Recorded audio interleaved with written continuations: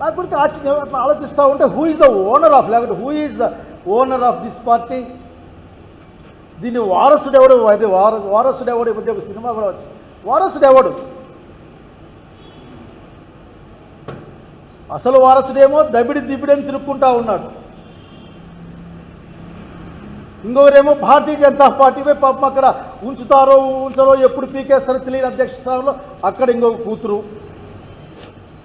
అట్లాగే రెండో మ్యారేజ్ చేసుకున్న, అఫిషియల్గా మ్యారేజ్ చేసుకున్నారు కాబట్టి ఆ పెద్ద ఆమె ఎక్కడ పాపం ఆమె బాధలు ఆమెవి. చివరికి జూనియర్ ఎన్టీఆర్ ఏం ఆఖరికి అవునా కాదా అని గొడవల్లో మళ్ళీ వాళ్ళకి గొడవలు పెట్టి వాళ్ళు అసలుకి ఎవరు వారసులు.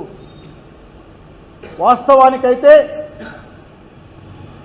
నేను చెప్పిన ఈ 3 పేర్లే కదా, నందమూరి బాలకృష్ణ గారి దగ్గర నుండి జూనియర్ ఎన్టీఆర్ వరకు కదా ఏమన్నా వారసత్వాన్ని క్లెయిమ్ చేయగలిగింది. మీరు ఆలోచించరా? కొత్త పద్ధతులు వస్తూ ఉన్నాయి.